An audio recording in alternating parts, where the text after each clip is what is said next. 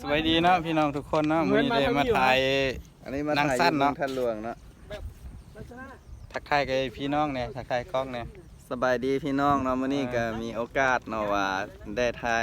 าย MV อีก MV นึงเนาะ อ่า อันนี้ก็คือเรื่องยังบ่ได้บอกจากเทื่อเนาะถ้าเบิ่งเอาเนาะ สะพายเนาะสะพายผู้ส้ม สะใภ้ผู้ เดี๋ยว ชมเนาะ เดี๋ยวเราไปเบิ่งพระเอกกับนางเอกเนาะ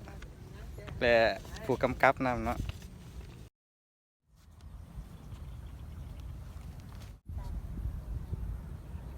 ลืมน้องวิลีโอ้ยกระตัด ผู้ เอา กำกับให้เนาะผู้กำกับ อันนี้เป็นเฮียเนาะ ไปรับบทละครเป็นเฮียด้วยอ่ะ รู้สึกจังไดเนาะ โอ้ยรู้สึกว่าเฮ็ดโตมาทึกบางเทื่อจะดดน้ำเลยนี่เลย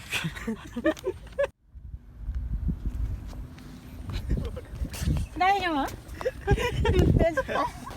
ก็ซาพุ่นล่ะ ว่าดังนึงว่าดังนึงมันยิน ธ เล ร ย รมดาต้องว่าดังนิดนึงก็ได้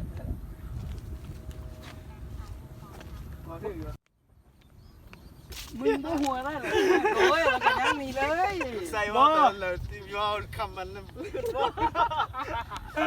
เจ้าสิให้ดีอยู่ ตอนย่างมานี่ว่าโคตรดีละ เหมือนได้บ่จับกันสิแฮงดีแล้ว สบายดีเนาะอันนี้บทละคร ตอน ของ ย่าง เรา มา เนาะ นี่เท่ละตอนย่างมา ฝากติดตามในเด้อเนาะน่าจะเห็นไวๆนี่เลยเนาะหนังอีหยังยังไม่ได้บอกเนาะเพื่อนสะใภ้ทุกคน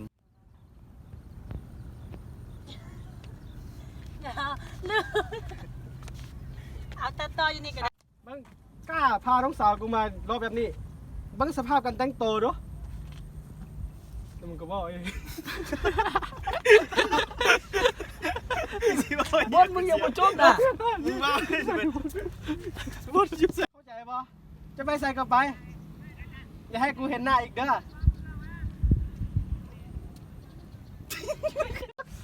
มึงบนย่างนี่เว้ย ย่างนี่เลย มึงไปเจอมึงได้เหรอรอบแบบนี้มึงสภาพกันแต่งตัวของมึงดูกระจอกบ้านนอกมึงก็ว่ามึงชิวเขาเองวะมันกูโดน มึงบอกให้จบแล้วมึงคอยบ้า แล้วกูชิว่าเขาชิว่ากระจอก มึงบอกคู่ควร เว้นละคือเจ้านี่อย่ามาให้กูเห็นหน้าอีกเด้อ